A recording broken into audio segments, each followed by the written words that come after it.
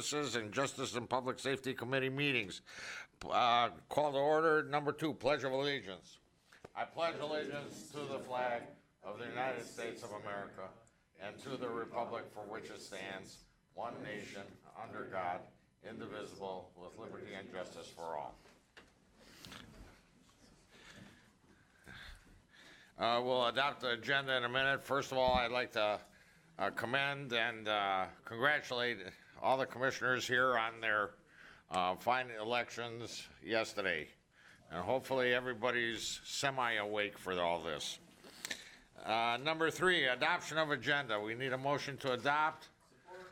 We have a motion by Majak, support by Lucido. All in favor, can you vote, please? Thank you very much.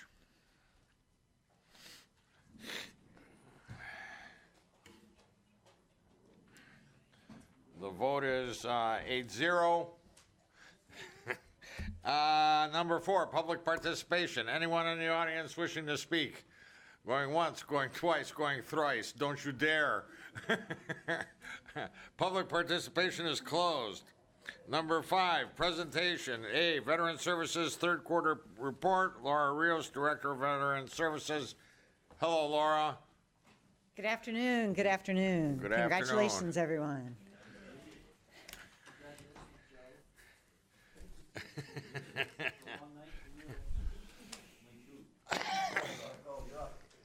All right, so the last time we spoke, actually we spoke a couple times because we had the IT and we had the last meeting a month ago about our budget. But you had a few questions, and one was the $2.1 million state grant that I was applying for. I did submit that application on Friday, so that's gone out the door. I was allotted $110,000. I was allowed to apply for up to $110,000 based on how many veterans lived in our county. I was not allowed to apply for a program that already existed and that was funded under my current budget. So I applied for 2 programs. One was the volunteer tax program and one was our financial coach, because her grant ends on March 30th. And she's been paid for by Consumers Financial Protection Bureau for 5 years. So I wrote up a proposal, and both of those together came to $80,000. So I didn't even ask for the 110. I couldn't come up with another project that wasn't already paid for under my millage. So that was submitted on Friday. So hopefully within the next few weeks we'll find out if I got it. Very or good. we got it. So the other thing was the fund balance. You had a question on my fund balance. So right now we're working with IT on a scanning project on some of my files that are paper, that are not anywhere whatsoever in a platform on the computer. And this was only our trust fund and relief fund files. In that project alone, I've been working with IT for about 3 months, since June, with an outside company, because that project's only about $25,000, $25,000 to $30,000, based on how many documents are in each file. So IT is finalizing that contract, and then it will be routed for approval through corporate counsel and finance and everyone else. But that one is under $30,000. So once that project is finished, it will take less than 2 or 3 weeks for that company to scan all 5,000 of those files. And then next year, I will start looking at the 16,000 files I have in my office. And that obviously is going to be more than 35,000, and we'll have to go out for bid. All right, very good. Do we have a motion to receive and file? We have a motion by Kraft, support by Romano. Any comments or questions? Question, Commissioner Chair. Okay, Commissioner Majak. Thank you, sir. Laura, so I just have a question here. Under your chart, key issues, number 3, Veterans Boot Camp. Some commissioners on this board were not here when Veterans Boot Camp was talked about. Can you briefly talk about that, and what are the key issues that we're dealing with Veterans Boot Camp? I wouldn't say there's a lot of key issues at the boot camp. It's just that there's no funding for the boot camp. So the boot camp is a veterans program that we have it at Michigan Works, and it is an all-inclusive 1-week process for kind of like a one-stop shopping where veterans can come from Monday through Friday.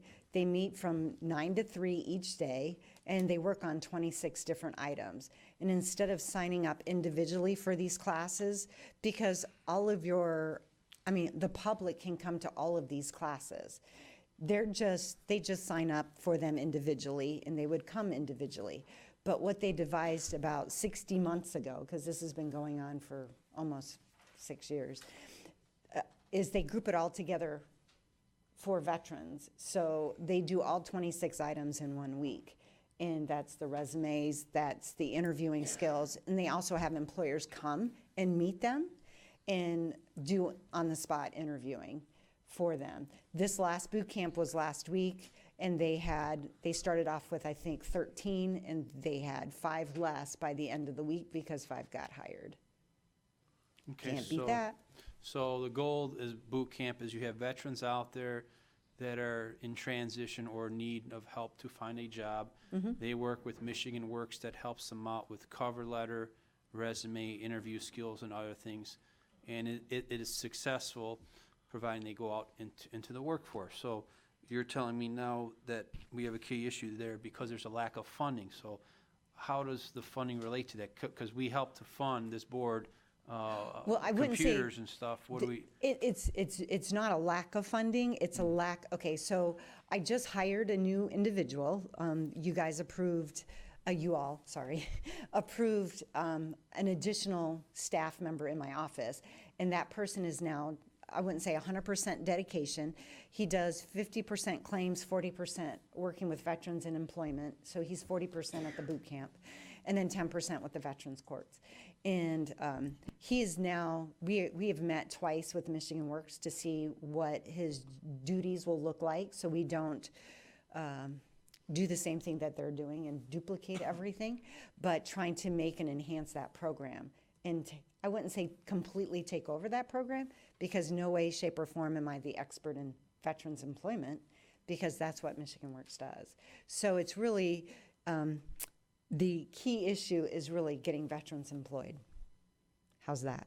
It's not a funding issue anymore. It's just getting veterans employed, because we still have. So you're saying when they go through this program, that all these veterans are not getting employed, is what Correct. you're saying? Because some of them have severe, some of them have severe problems. So like they come just out of prison, and you have to work one-on-one with, because they don't take felonies or convictions, or you have to really work with the employers to take somebody who has, that type of background. They might have an honorable discharge, but they bring baggage. Okay, thank you, Chair. Thank you. Commissioner Chairman Smith. Thank you. Hi, Laura. Thank you for coming. sir. There was something here I just wanted to ask you about on your report that said we were denied an IRS grant because the county was not tax compliant. Can you explain what that means? I can. Okay. So I submitted my IRS grant back in May, and the deadline was May 30th. I found out the first week, I think it was on the 3rd or 4th of October, that I would have received the grant, but because the county was not tax compliant on May 30th, I was denied the grant. So my grant was scored just because it was a 30-page grant. This was an IRS grant, so it was a 30-page grant.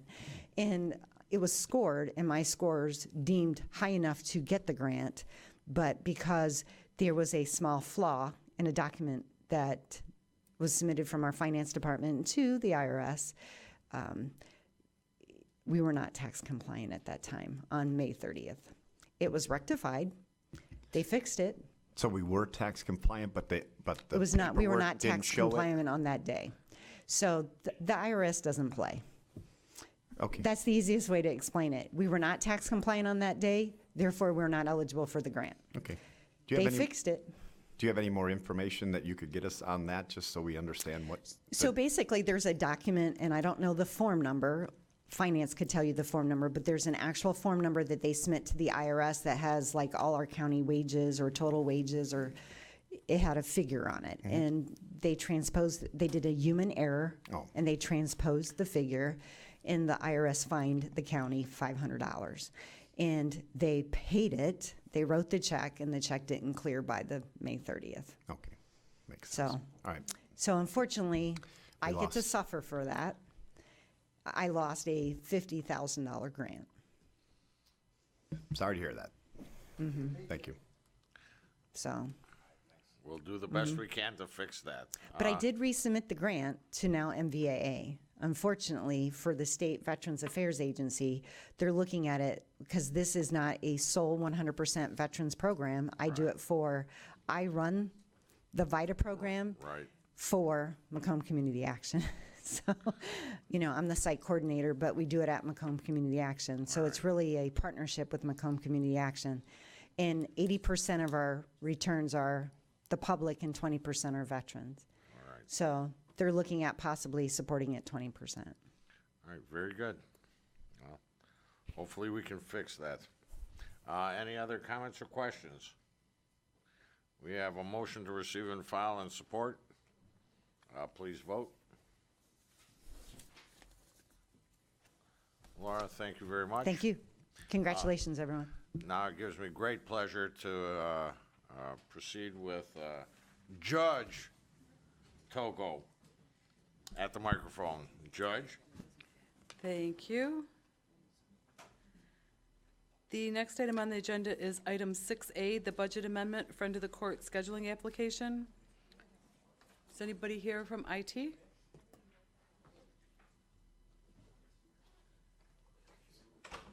you heard from IT?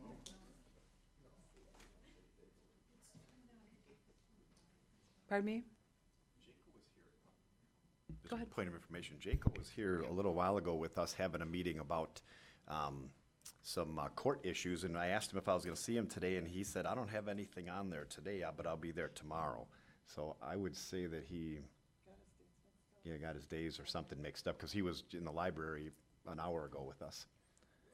Point of information, I'd be happy to make a motion to forward this on to the next meeting. Or we can maybe move it and see if Jacob can come back up. I mean, do you want to do that? I think we're gonna have some time. We could drop it down and try getting a hold of him. Okay. Okay. So without objection, we'll do that, and we'll move to 6C, the emergency management. Vicki? Good afternoon and congratulations, everyone. Before I start on the agenda item today, I just wanted to give you an update on the capital project for the radio purchases. We had talked about bringing that back to you this month for this meeting. We weren't able to do that because finance is still working with some of the individual departments for other funding sources. So our goal is potentially to bring it back maybe to the finance meeting later this month, or if not, JPS in December. So we are working on asking what the board asked us to do. And then moving on to the agenda item before you today, what you have is a professional services contract for a UASI program coordinator position.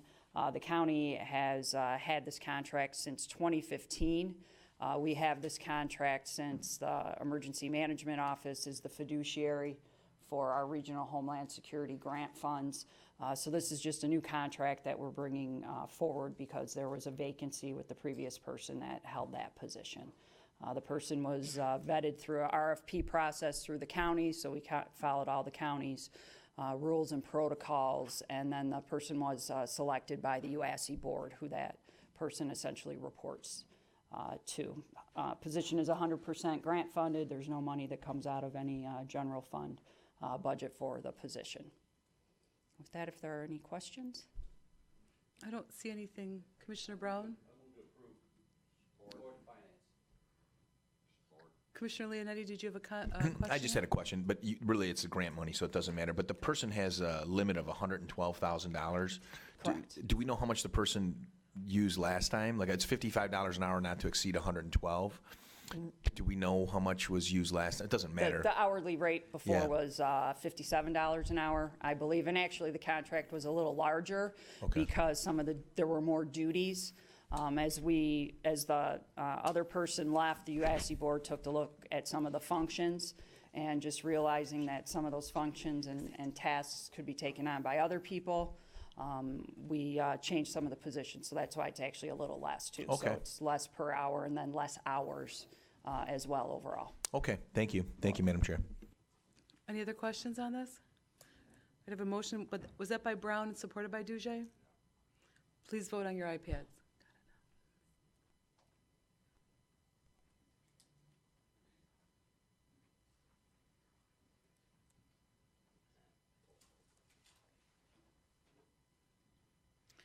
The item passes 13-0. Thank you. Thank you. Okay. 6D, the contract with Correct Care Solutions. Captain Zimney?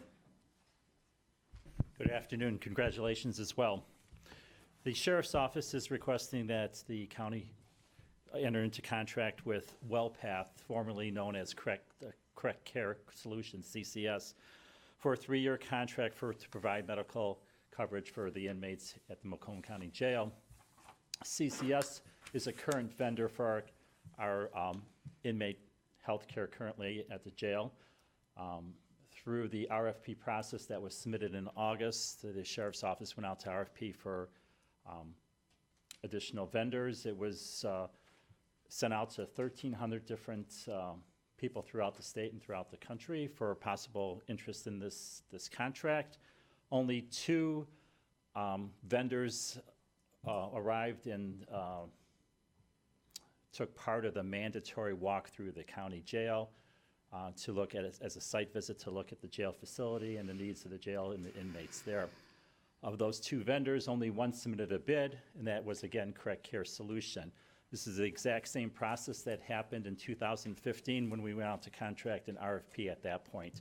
Correct Care Solution was the only vendor, as it is right now for medical health care for the inmates at the Macomb County Jail. So we're asking that we enter into contract with Correct Care for the initial contract for 2019 at $6.2 million.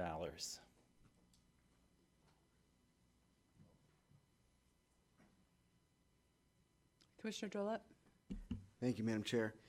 And thanks for the explanation about being the sole application or submitted contract proposal. But did any of those that were requested or invited to bid indicate in any way why they hadn't participated in the walkthrough or bid? You know, how come we're only getting one bid every single time? Is there a Well, reason? the only other possible vendor was Horizon Medical. They're also out of Tennessee, real close to CCS's corporate office. And when you say this is the only other possible one, is that because they're the only ones that are all in this field? That No, they're the only ones that attended the mandatory walkthrough. Okay. So a number of different vendors looked at it, but none of them either considered it or took it serious to come to the walkthrough. And none of them said why. No. So Horizon Walkthrough submitted an 80-question request that was then responded to, and they opted not to enter into contract or not to submit a contract proposal. And an invitation to bid was sent to, you said 1,300 entities? 1,300 people were able to view through the Mitten site in Michigan. It's posted, and then it's 1,300 people have an option or had viewed it. And of those 1,300, are those 1,300 in this particular field or just in general? I don't know. That's just something that I was received from finance from Mary Schwartz. She was able to see who looked at it, and that was 1,300 people, 1,300 vendors. Okay. They don't list.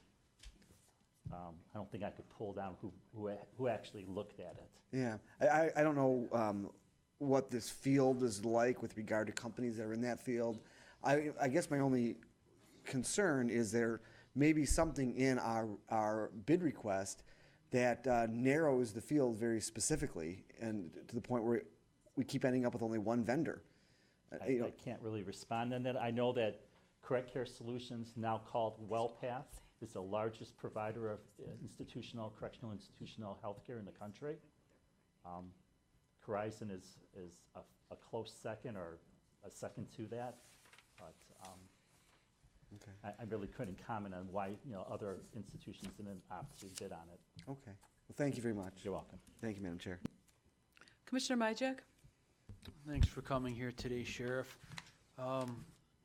This is somewhat of a complicated contract, but I'm trying to understand it by looking at it. Question I have for you, I'm looking on page 9 of 10, the attachment staffing pattern for this. I'm just curious with some of the issues at the jail with suicides, mental health issues, the mental health ward that I've seen over the years. Don't you feel that we would need, say, a psychiatrist to be at the jail more than what's included in this contract. This contract shows a psychiatrist is going to be there Monday, Wednesday, and Friday. I'm just wondering your thoughts on that. You guys are the experts in the jail. I'm not, but just the things that I've heard and seen at the jail, the lawsuits we had relating to suicides. Is there more of an emphasis on the sheriff's department to deal with this? And if so, wouldn't that be on the mental health side, psychiatrist side, if you will? Sure. I did have a lengthy conversation with the sheriff, and in light of what you brought up with our mental health issues, our attempt suicides, our number of successful suicides at the county jail, the sheriff was very adamant that we bolster the mental health clinician side of that. So we added 2 more FTEs to the clinician side of the mental health piece of this contract that we currently have now. In addition to the psychiatrist that Where's that at FTE? Help me out here. I'm looking at this. Well, let me. It's in here somewhere? It's in here because it now raised our FTE from 29 to 34.4. There was FTE increases in the nursing staff and 2 mental health clinicians. And in addition, Okay, thank you. In addition to the psychiatrist providing services at the institution, we also have telepsych, which is an opportunity to use internet-based telemedicine through psychiatry. So we utilize that the days that he's not available. So with the telepsych, the psychiatrist being there at days, and the 2 additional clinicians being added to this contract, we felt that certainly enhanced our mental health coverage from what we currently have. But it won't eliminate the issues that we have at the jail relating to mental health. I mean, the mental health population at the jail, as well as just the overall illness, the degree of sick people that we see in the jail has drastically increased. And as you know, that with the lack of state-operated mental health facilities, a reduction in that, the county jail now shoulders most of that responsibility. And we truly have a lot of mentally ill people and sick people here at the jail that we have to provide care for.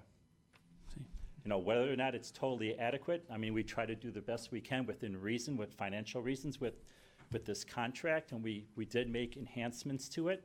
And we hope to move forward, and we feel that with those enhancements, we have to see how that plays out financially. So do you feel these enhancements will work? Do you feel that they could be more aggressive, I these feel enhancements? these enhancements would certainly enable our mental health staff to address some of these concerns and be more proactive in their reviews and evaluations of these individuals. I mean, it would be great to look at this on a quarterly basis or 6 months into the year and see where we're at, if it's working better than what we currently have. So, thank you, Chair. Thank you. Commissioner Romano. Thank you. Hi, Captain Zimney. I'm noticing here you got is it a 3-year contract, but it's optional after the first year? Correct. Are you going to send that out for proposals after the first year, or are you just an automatic renewal? Well, that's what this current contract that we have has 2 one-year extensions, and the sheriff was very adamant that we go out to RFP, which we did this year. So I'm sure that we will continue to go out to RFP after the 3-year duration. Perfect. Answered my question. Thank you, Chair. Commissioner Lucido. Hi, thanks for coming. I was wondering if you could tell us who provides the health care for the jails surrounding us in other counties? Oakland County is CCS, Wayne County is CCS, Washtenaw County is CCS, and there is one more. Wayne? No, St. Clair does not. So the big 3 in the Tri-County area are all through CCS. Okay, thank you. You're welcome. I don't see any other speakers on the list. Are there any other?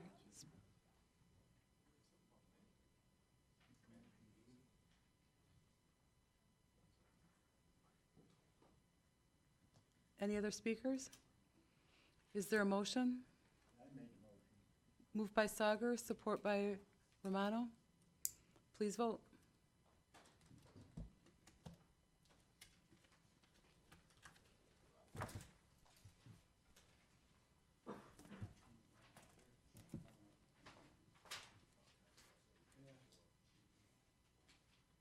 The item passes 12-1 with Commissioner Kleinfeld voting no. Thank you.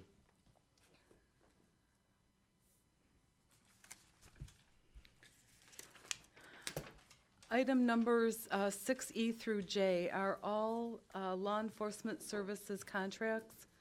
The contracts are all identical, the amounts and the communities are different.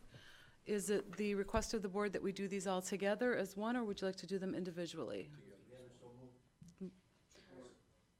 Moved by Romano, support by Drolet. Captain Daniels, did you want to go over those? Yes, ma'am. Good afternoon. Thank you, and congratulations to all the board members that were reelected. What you have before you this afternoon, folks, is the series of 11 different contracts for law enforcement and dispatch services that the sheriff's office has with the different jurisdictions, that being Harrison Township, Washington Township, Lennox Township, New Haven, the city of Mount Clemens, and Washington Township. The contracts expire on December 31st of this year, 2018. They renew on January 1 and run for 3 consecutive years. Each of the contracted areas have had an opportunity to review the contracts that you have in front of you. Of the jurisdictions that have not returned a signed contract, the Sterling Heights is meeting this evening to renew their contract. I've been assured that that's just a matter of them going to their board tonight and renewing their dispatch services contract. And the New Haven council meeting is going to be November 13th, and they're assuring me as well that they're going to renew their law enforcement services contract. As you'll note in the contract itself, each of the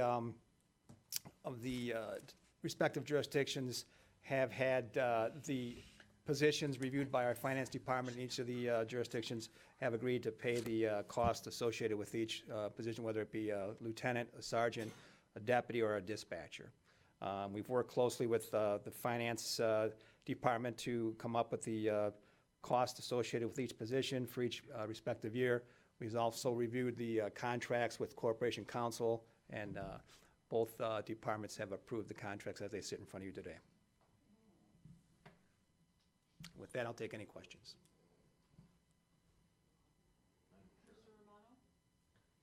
Thank you, Chair. Hi, Captain Daniels. Any municipalities vote to opt out? No, sir. Any big jumps in numbers for any of these municipalities that question the numbers that you gave them for the additional, you mentioned some Yes. other. I had a question from Sterling Heights and from Macomb Township on the initial first year of the contract was 2019 for different positions.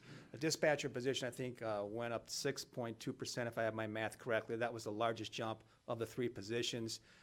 What I explained to each of the respective jurisdictions that called me on it, the prior 3-year contracts for 16, 17, and 18, we did not pass along any of the costs that were incurred from collective bargaining or any other contracts that we have had. So, in speaking with the Finance Department, Mr. Schmiegel explained to me that this was more of a catch-up year for the first year.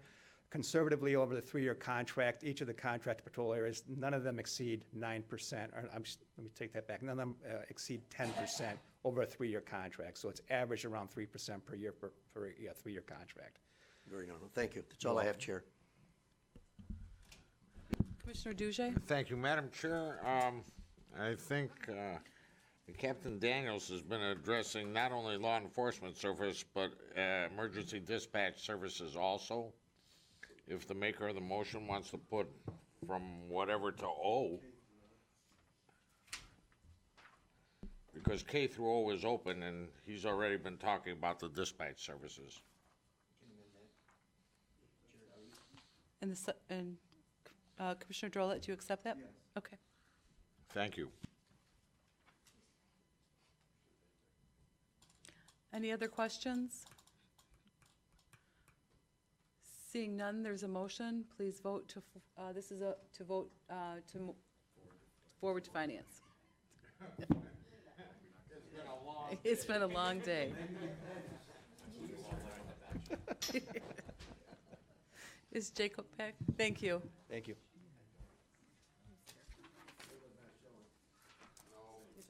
We received a note that he was on his way. I see that. We'll go back up to 6A, a budget amendment for the Friend of the Court. Tom Bloom? I apologize, I wasn't here before. Jaco told me that it was on tomorrow's agenda, so tomorrow came faster than we think, apparently. Yeah, he lied to me. You have before you a amendment regarding the funding approval for write-up for the friend of the court custom scheduling application. For anybody that uses the friend of the court, you know that we have parties check in on one floor, and that's necessary because we went from one floor in the county building to 7 different floors in the old county building, one floor in the court building to 7 different floors in the old county building. It's really imperative that we, especially on a motion day, which is a Monday day, very busy, that we know where everybody is. When parties, including litigants as well as attorneys, check in, we have to be able to funnel them now to the right floors. Our referees are, again, on 4 different floors. They're not on one floor like we had in the court building. The current check-in system we have was developed by us. It's basically a Google spreadsheet. It's very fragile. There's no analytics to it. We can't go back and see who checked in, who didn't. There's no search qualities to it. This is a disaster waiting to happen for us because if it goes down on a Monday morning, we're in real trouble because we have people check in. We tell them to go to a different floor for a referee. And we have no idea if they're there or they're not there. Oftentimes, attorneys have motions on different floors, so they'll kind of bebop and bounce back and forth between the floors as well as the court building. So this is going to allow us to really build a system that's going to be able to track people, provide us some analytics, as well as not be fragile. We don't have to worry about it breaking down. It also has a lot of other capabilities in the future where we can possibly notify attorneys when a motion is ready, be able to send them a text, a lot of different capabilities. So we're hoping that that you will see the use of this. Kiosks and self-check-ins are also another possibility with this new system. I will say that the alternative was for us to try to hire 4 different receptionists for the 4 floors where the referees are, and we don't really view that as an option at this point. And I'm relatively certain you don't view that as an option either.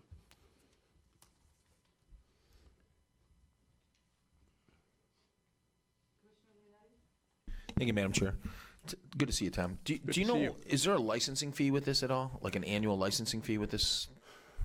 That's when I really would wish Jacob would be here. I think that there is, but I'm going to be honest with you, he could better answer that. Okay. All right, great. All right, thank you, Tom. You're welcome.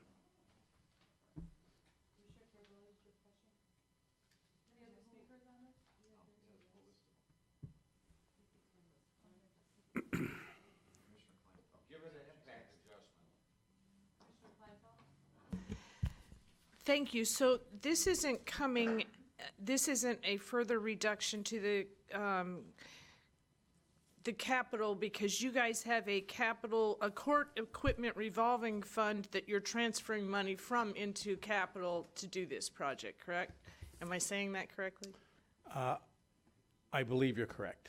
Okay. All right, that's all I have. Thank you. Okay. Thank you, Chair. I'm going to defer to you, Chair, because you and Attorney Leonetti are constantly in the courts. I'm sure you understand this a lot better than I do.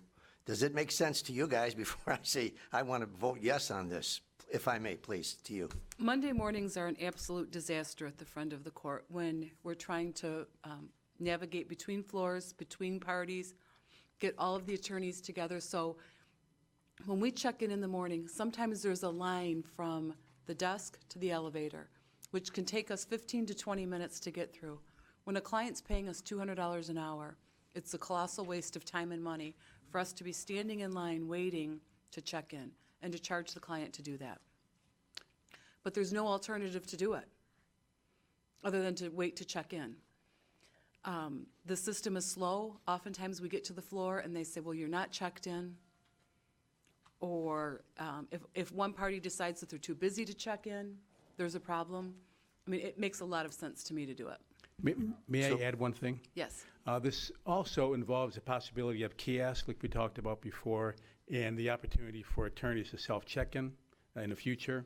And that way they would have to be able to bypass the line and check in on cases that they, or cases or case that they have for that particular morning.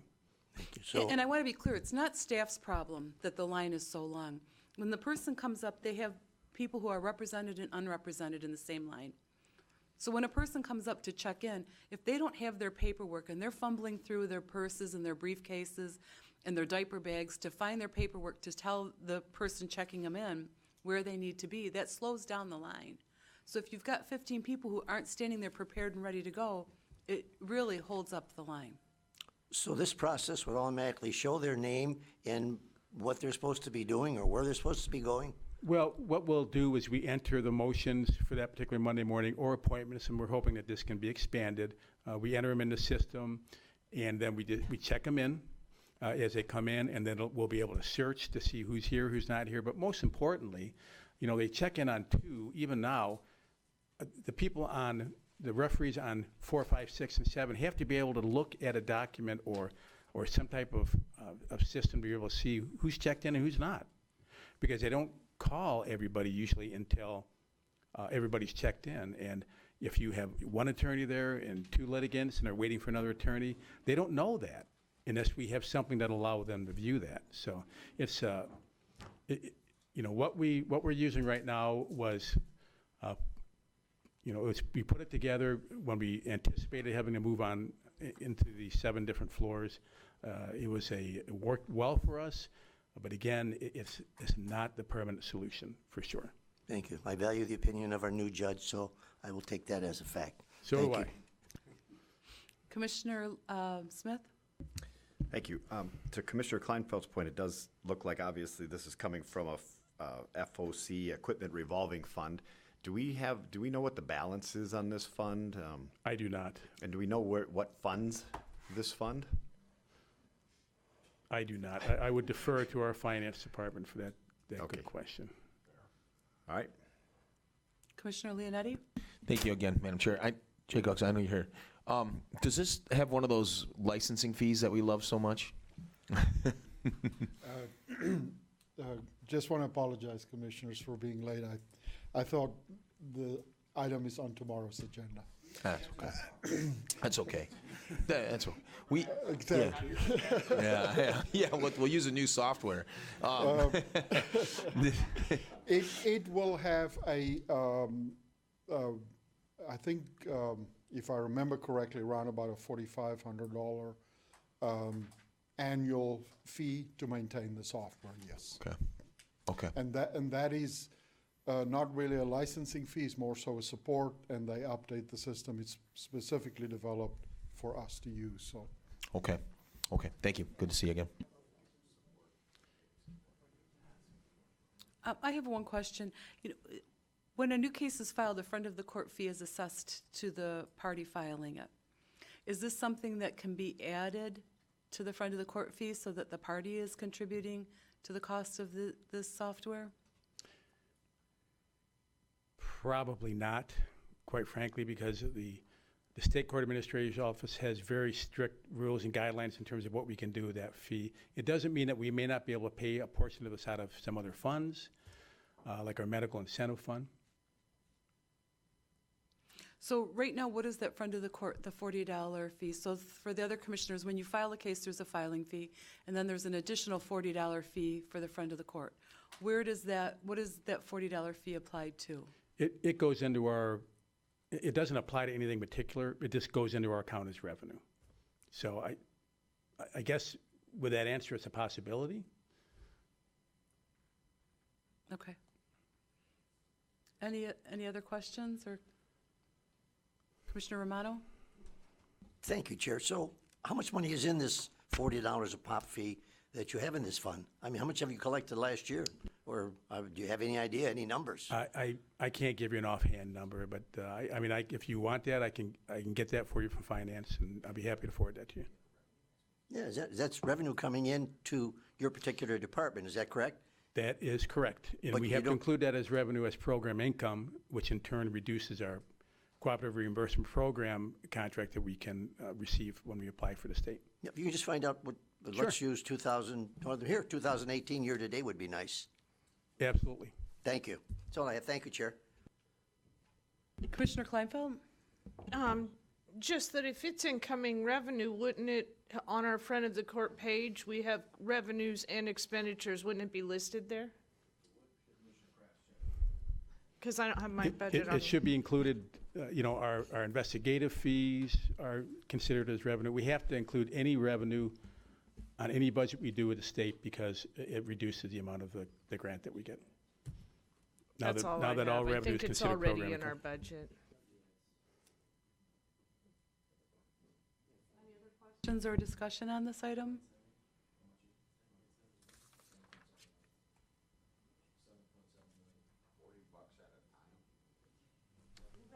Commissioner Romano? Madam Chair, if I may, would you repeat that, Mr. Kraft? Madam Chair, if I Go ahead. could jump in. So intergovernmental is 7 million, but charges for services comes out to 740,000. At least that's what it is in our budget book. Yeah, I'd have to take out, there's a lot, that means there's a lot of people in Macomb County getting divorced. I'd have to take a really good look at that one. If that's the case, then we're gonna need more staff, that's right.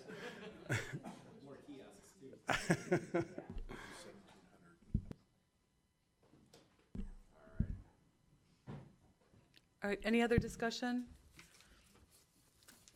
And did you want to address the actual purchase at the same time?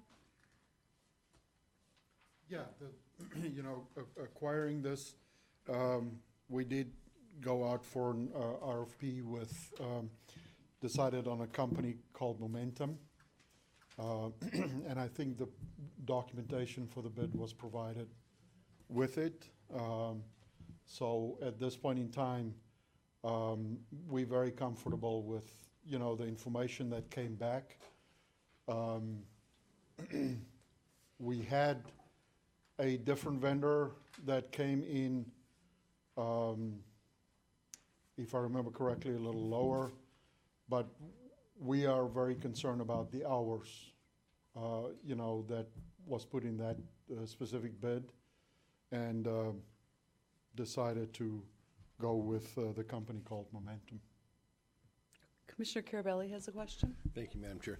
Jaco, on that note, it doesn't sound like this company Momentum is germane just to court functions. It sounds like it's a scheduling type program. Is this a scheduling type program that can also be utilized, let's say, for the veterans when somebody comes in, for community mental health, for the clerk's office? Do we have a scheduling program if somebody comes in with the clerk's office that they hit and that they're next in line? Because I know we don't pull numbers anymore. I know you do it all on something like this. Is this a system that's separate from a system that we currently have that is not like anybody else's? Or is this something that we have currently? We have something that we could probably utilize in the court that we're already paying for? Tom can probably speak to that more, but I can tell you that the system that the clerk's office use, we found that system is not going to work for the type of scheduling that we want to do for the system. And that's why we have to write have a separate application with separate requirements written. And that's awesome. It sounds like you did do some due diligence. So my question would challenge you to say, okay, the next time the clerk needs new software updating, maybe this Momentum will be something that they can use, so we're not reinventing the wheel, and we have a package deal that you can just enlarge instead of having all the separate different kind of companies. Absolutely. Just food for I thought. absolutely agree with you, Commissioner. And we try to, especially from my office perspective, the more systems we have, just one system off and can use it across the county for that purpose, it's so much easier for us to support, and financially also much better. So that's always the first avenue we take. And really, when we find that will not work, that's when we, will do something like this. Are there any other questions or comments? Okay, so the first item is 6A, the budget amendment. Is there a motion? Moved by Leonetti, supported by Romano. Please vote on your iPad.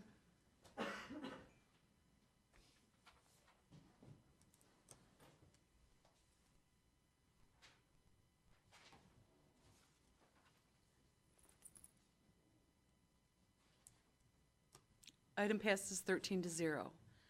The next one is 6B, which is the purchase. Is there a motion? Moved by Brown, supported by Duje. Please vote on your iPad.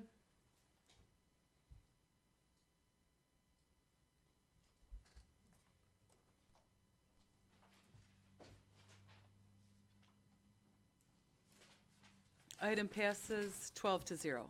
Thank you. Thank you for your support, Commissioners. Thank you, Commissioners. Item number 7 is correspondence, A, B, and C. Moved by Drollet. Is there support? Support by Lucido. Any discussion on these? Please vote on your iPad.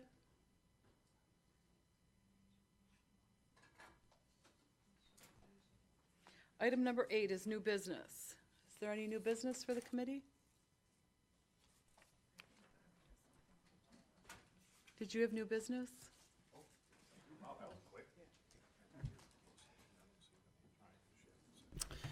So all of you, I don't know if you received your emails today from the executive's office, but if you did not, you got an email today discussing the budget and the numbers and the 16% fund balance that we have decided to go with, and the calculations that we've decided based on an awful lot of very good information, including our auditors, the way we should calculate this balance. Crystal and Jen have had, and I've been a part of them too, several meetings with the Steves, more than, probably 10 meetings at least with them, plus several discussions. And we forwarded all of our information to them last week.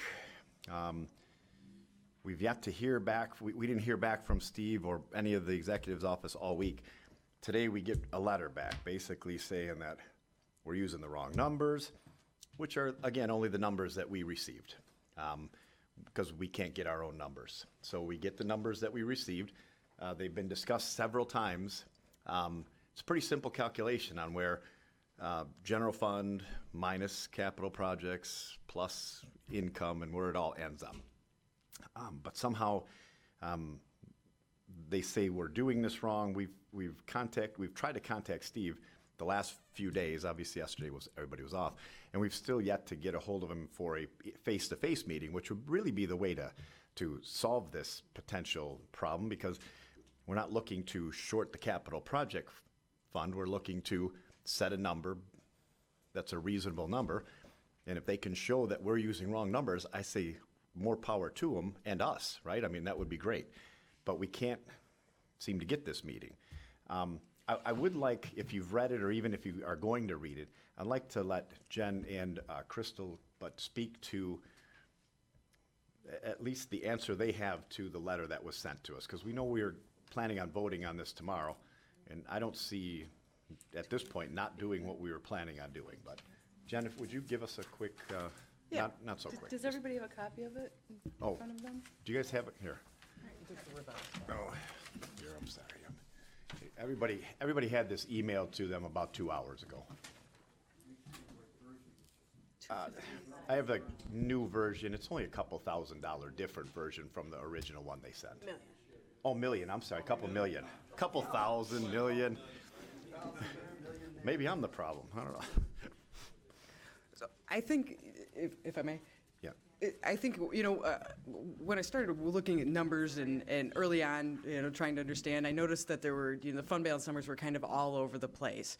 And part of the board talking about a fund balance policy was to clearly define what you were going to consider as fund balance, as the unrestricted fund balance.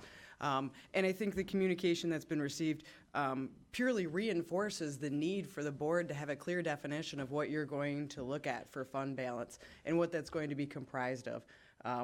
The original numbers that we were working with started with the 2017 audited fund balance of the unrestricted amount of approximately $49 million. That was at the end of 2017. That's where the books were closed. In 2018, obviously, the board had an adopted budget, and there was an additional $10 million that was requested for a variety of things, and that was taken from fund balance. And so we deducted the $10 million off of that. And then there was a $4 million surplus that was projected by finance. And so simply through those three numbers, that's how those numbers came up. And, I would gladly entertain a response from Steve related to those numbers that clearly provides additional information. Unfortunately, I haven't received it. And this communication just simply reiterates the fact that I think the board would benefit from clearly defining what it is you're going to count as fund balance and how you're going to do it. I wish I could offer further explanation on this, but I can't. I think we had some internal discussions, and it was mentioned that the board could proceed, as planned, and if at the end of the fiscal year and the end of the audit something changes, and those numbers are more positive, and I certainly hope that they are.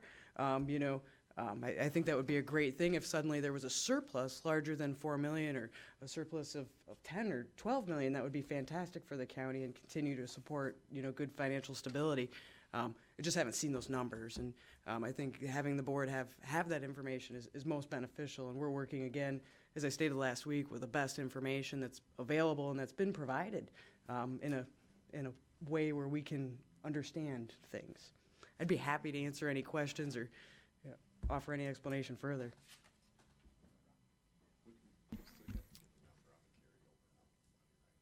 On the capital fund, again, that was information that we requested a little over a week ago, maybe 2 weeks ago, related to the capital fund and understanding, the projects that are underway, what those capital program budgets are, what the total fund balance is in the capital fund. According to the 2017 audit, the capital fund has about an $11 million fund balance that it's sitting on. Getting updated information, what those dollars have been used for, what they're, restricted by in terms of contracts that are underway in the capital fund. All of those are pieces of information that, the board really needs to have access to and have an understanding of as the fiscal stewards of the taxpayer dollars and as, the body that's responsible for maintenance of the county's assets. Commissioner Leonetti, or Chair Belli, Yeah. sorry, I got a list going actually. Oh. Oh, no one on there? Okay. Go ahead, Ron. Just want to make clear, Jen, that the biggest difference here is our numbers, our analysis, with the information that was given to us, and according to the accountants, Plant Moran, say that the fund beginning balance should be about $43,222,000. Is that correct?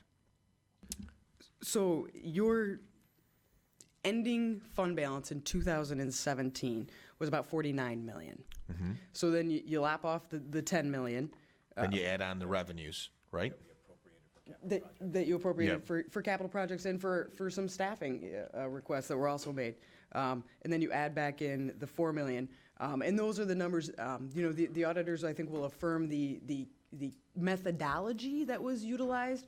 However, without, having that firm information, which makes perfect sense. They haven't looked at the numbers. They don't know either. They're just going off of what everybody's being told. Okay.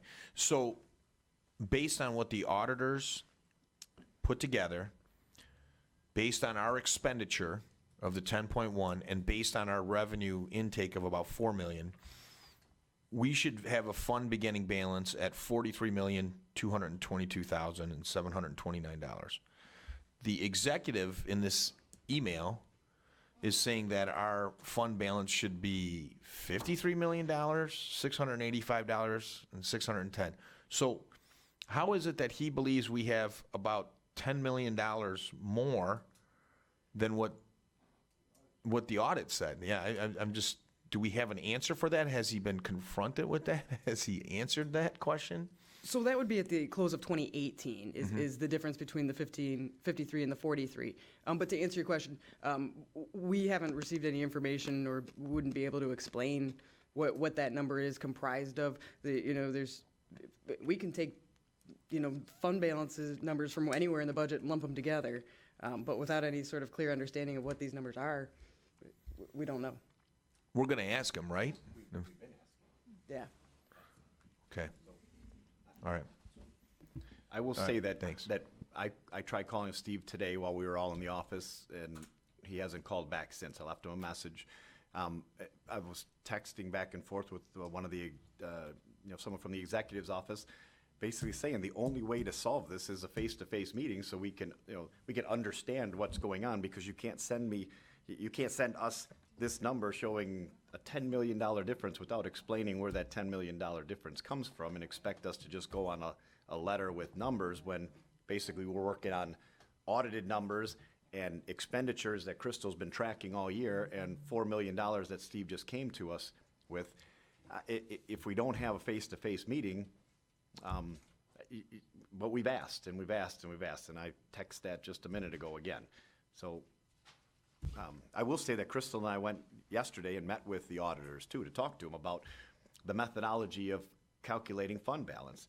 And they agree that the way that we are looking at calculating fund balance is their preferred method. It's how they do it. It's how it's stated in all of the general accounting principles handbooks. And they admit that that's not necessarily the way that that it's looked at here, by finance. And I'll tell you this: they also agree that they seem to be very happy and encouraging on the fact that we're actually putting policies together to look at things in a constructive a manner that leads to consistency throughout the year. So they are going to come tomorrow to the meeting, but again, all they'll be able to provide is the methodology, like Jen said. They haven't had a chance to, they haven't been part of all these meetings to look at numbers and, know where this number and that number is coming from. But it kind of comes down, like you said, to some simple math. Right. So any other questions, Commissioner Romano? Thank you, Chair Smith. So, like you said, it's simple math. Why don't we just reduce the budget by $10 million so that we're not going to give out another $10 million because there's $10 million in there already? That's simple math. I mean, it can't be any simpler than that. We got $10 million more than what they're saying we got, so we're not going to give them any more money, period, to let $10 million is used, right? I mean, can we do that? I mean, that's simple math. And stop me where I'm messed up here. Well, I don't know what they're can I mean, listen, Please. My theory on this would be that all we're looking for is a percentage. And based on the numbers that we have, the percentage says that we reduce their request for capital projects by 4.5 million to get to 16%, if that's, in fact what everybody wants. And if they at any time can come with numbers and show that there is way more money in there somehow, the board has, I don't think, and I don't have a problem with amending it to say, all right, we'll give you that 4.5 million because you showed us this 10 million that I don't know where you're getting it from. But the problem is not we're trying to cut capital projects. The problem is we are trying to look at a number and a formula to get us no lower than 15%. And based on the numbers we have, that's what we're doing. So I don't know. I mean, there's a bunch of different ways we could do things, but if we carry on as we're going right now, assuming we don't get anything, that just jumps out as oh my God, this is, ridiculous. How did we miss this moment between now and tomorrow? If we move forward as it is right now, there's certainly no way before they could come back to us with these numbers. Are they going to spend, the 8.8 or whatever million is in that fund? So why not, and again, I'm just asking, why wouldn't we get Jen, who we've hired, get Platt Moran, who we pay for, and get our finance department, Mr. Schmiegel, and put him in that boardroom and say, all right, now, you've got two different opinions here, one from finance, one from Jen, and Platt Moran, and have a third party in there being Platt Moran, and work this. I don't understand the difficulty of this. I really can't. Well, I can't understand the difficulty of Joe, this. we've been offering it. And that's what we want. Listen, if we have more money, we're happy about it.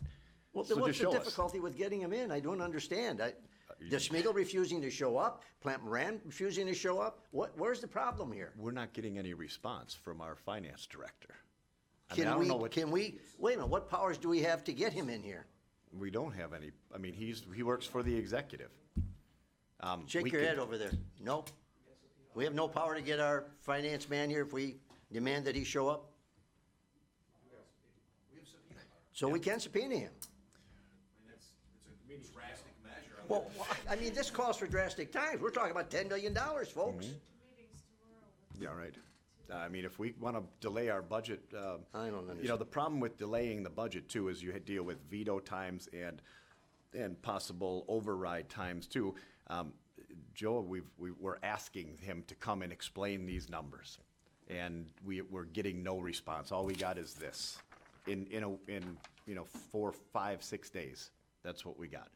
It should be pretty easy to explain what's going wrong since they've been talking for the last 2 months. I made a comment once in Sterling Heights about the garbage pickup with Rizzo, and I said, something stinks in Sterling Heights and it's not the garbage. Something stinks somewhere in the county here, and it's not between the county and Plant Moran or Janet, somewhere between the county and our finance director, and I don't like what I'm smelling. Something doesn't sound right, and I wanna know where he's getting his direction from. Apparently he's getting it from the executive. Well, That doesn't sound right to me. Plant Moran is coming tomorrow. We will ask them to come early and send that out to Steve and, try to get him to come and meet. And quickly, because we are in quickly tomorrow, look at these numbers. That's all we can do. I mean, we will make that. To the executive also. I asked, and I extended, thank you. I extended an invitation to Marilyn Lane to come with us to Plant Moran yesterday, and she didn't come. So I did, I will tell you, she did say she had a couple other things. I extended that to her on Monday. We went on Tuesday, our day off, but we did extend that invitation. I just want to make sure that everybody realizes that this isn't we don't think you should spend this much.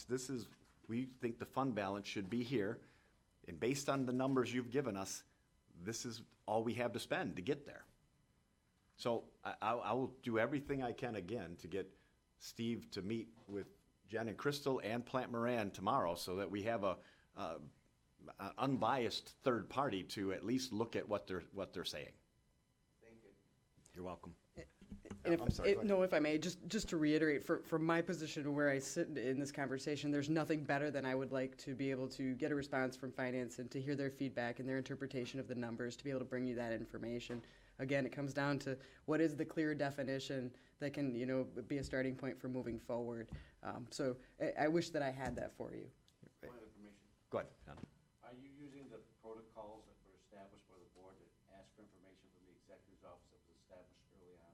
Because I got that pushed back when I was asking information for MSU Extension regarding their budget. And I asked one of the departments, how come we don't have this information? I asked for it. So he said the executive wouldn't give it to you because we didn't follow the procedures that go through the channels to get the information. A written request, apparently. Are you guys following those written procedures that were established? Everything that has been going on between them has been authorized by the executive, or Steve wouldn't have been talking to them, and it's all been emails and phone calls, and they've been, at one point, they were pretty much directed to converse and give information. So I don't know what's happening at this moment. Thank you. Anybody else? We have got a list. Oh, I'm sorry. I didn't even realize. Commissioner Dujay. Thank you, Mr. Chair. Now, this fund balance is supposedly at the end of 2018, and that's at the end of next month. Are you asking Plant Moran to referee these numbers? Or right now, I mean, Commissioner Romano brought up Plant Moran, but I mean, to sit down and listen to where the absolute complete different numbers that are here, that as to what was presented to us, both in our budget and in all the conversations, I would say it would not be a bad idea for them to sit there and listen to this, but they were coming here originally to discuss formulas. The numbers are the numbers, and that's what we thought. I believe that. I don't think it's fair to say, okay, Plant Moran, you're going to referee between this number and that number. And personally, I think it just throws another number into it. They're going to come up with whatever the heck number they want, and however they do their methodology. Is there a question or a difference in methodology here? Yes. Where? Okay. Both. Now there's a question in numbers and in methodology. There used to be just a question in methodology. Yes. All right, so everybody. I already have. Sorry. Yeah. All right. Yes, Commissioner. I have a hard time believing that Smeagol comes in front of us one way or another, and he's lying about anything. And okay. No one's suggesting that. Okay. We just need to have a clear definition of what these numbers are and what they mean. Oh, okay. But I'm not suggesting that. Okay. then let's put it this way, that Smeagol is incorrect in his assumptions. No, no. Chairman? You know, no, I'm that's- just asking that's because not- he said, Point of information, how if I many may. times has he said 53 million? The reality is that we have, our Okay. audit that we paid for. And according to that audit, we based our number, Steve's seen what we've been working with the whole time, nothing different. At the end of the day, we came up with a lot of rules from Gatsby, accounting principles, saying, this is how this is being done. So that number that we have, that is public and everybody can see, is how we based off of saying this is how we're achieving our 16%. Now he's saying in this letter, well, the first letter was 10 million, now the second letter says 13 million. So now he found another 3 million. So the point is that there was an audit done. You got $13 million that isn't accounted for. Where is it? Why didn't we know about it? And why isn't it, if it's there, why is it not shown to us? Because if that's the case, we can change the number to anything we want, but that's the base number. Now, if the audit tells us this is the number you should be using, and he's got $13 million that we know nothing about, well, don't you think we ought to know that before we change something? What if it's 30 million? What if there's no 13 million? We don't know that. Okay, this doesn't give me $13 million. It gives me 10. Look at expenditures changed by 3 million.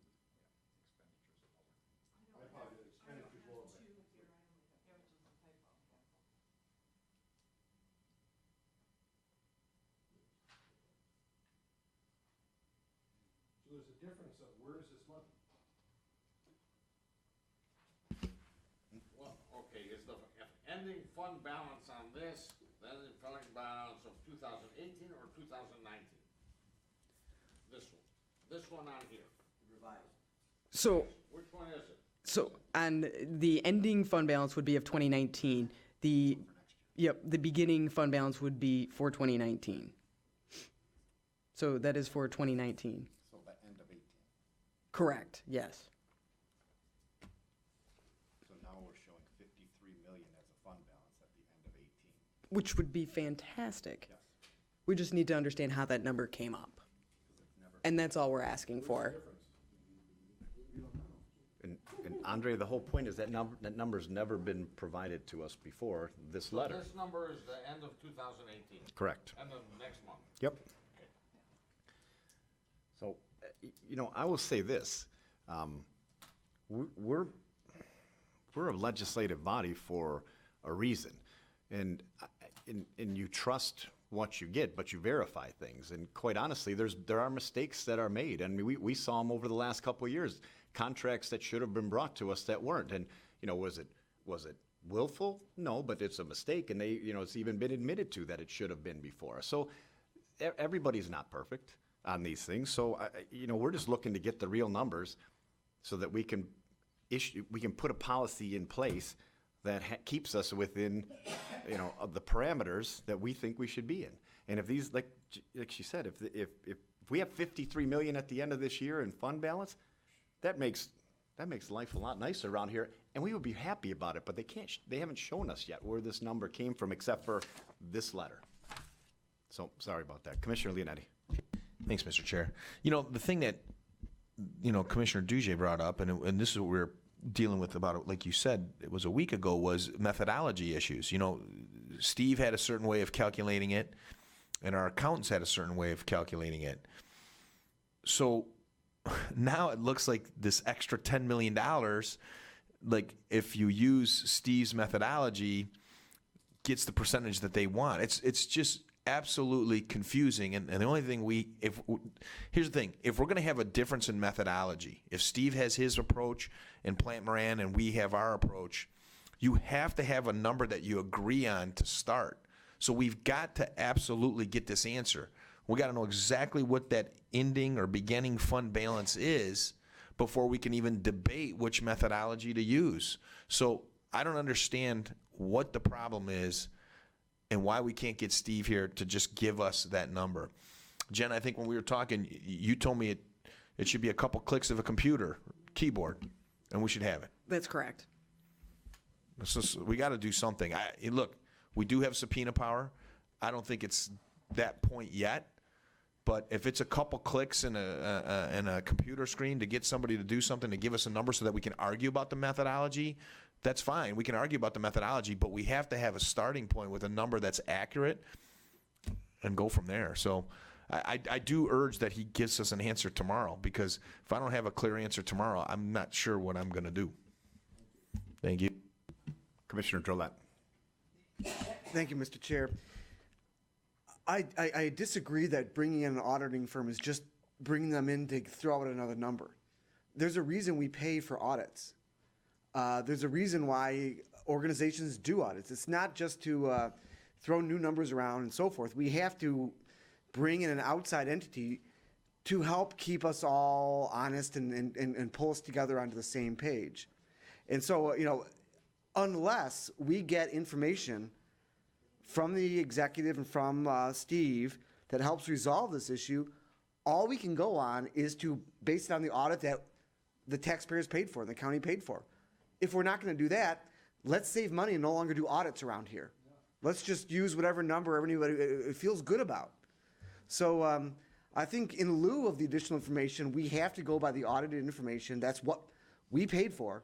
We're paying an outside agency to come in and review our books and review our finances. If we're not going to listen to them, let's save money. Let's stop doing audits.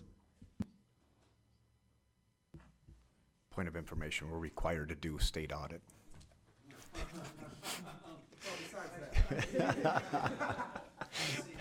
Commissioner Kleinfeld. Thank you. When Commissioner Leonetti was talking about we may have disagree on methodologies, I think what I'm hearing from Jen is if we have competing methodologies and we know what they are, we can at least figure out how everybody got to what they got to.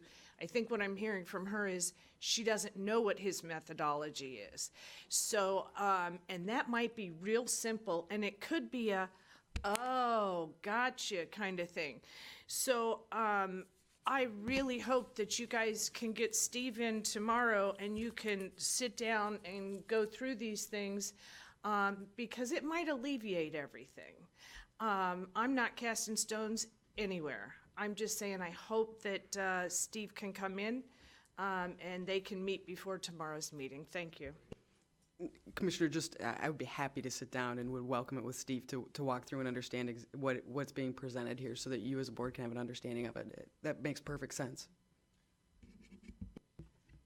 So I don't have any other speakers, but I want to point out that what's going on here is kind of what I would say we used to do, right? Last minute, we would throw a bunch of changes in and then do a budget. Well, these conversations have been going on for weeks and weeks and weeks and weeks and weeks about numbers.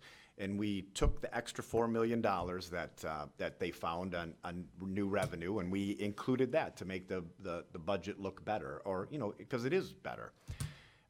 We gave them our information a week before, but all of a sudden we're getting a $10 million or 13, depending on how you look at it, change from numbers that it's the first time coming up.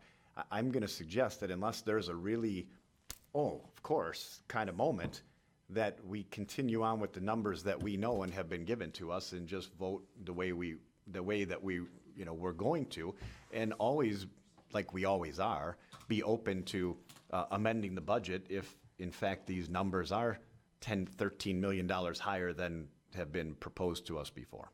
So that would be my suggestion at this point.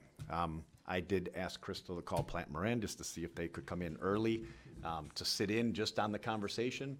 I know our meeting's at 2, but this we're gonna have to decide what we're gonna do before, well, I guess at the meeting tomorrow, we'll see what happens. But, and I tell you what, I'll keep everybody notified as to any meetings that are scheduled and any results of them that might come out before the meeting. Yes. Not to belabor this, I would request the email that we all received that it's responded to in two ways. Number one, according to the way Commissioner Brown had mentioned through the protocol, and then directly.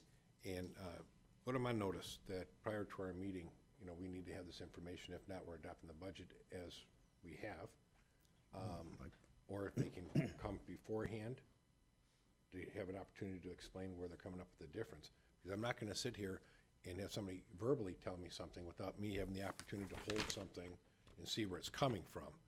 It's a big difference, where I don't wanna have the night of we're adopting a budget, you're gonna tell me the difference, rather than coming in prior to so we can verify doing something. So I would actually put them on notice that this is the game plan. That way it's fair to them and it's fair to us, because it's gonna put us all in a precarious place of saying, oh, this is what it is. Well, again, where'd it come from? Thank you. Thank you, Commissioner. I agree. I think if the first thing we hear of where these numbers come from is from finance standing up there at tomorrow's meeting, that is not what we agreed to. We gave them their information early. I don't think that should even be considered at that point if they won't come in and talk to us about it earlier. So that's just, a few people's opinions, but everybody else has the right to do whatever they want. All right, anybody else with new business? I think I took over this meeting somehow. Yeah. Oh, Kathy left. Yeah, thanks. All right, seeing none, did we already go through public participation? No. Seeing any public participation? Anybody in from the public wishing to speak? We don't have any closed session with you. No, you're just bored? There you go. All right, seeing no motion to adjourn by Commissioner Drollet, supported by Commissioner Kraft. Oh. Congratulations, everybody. All right, meeting adjourned.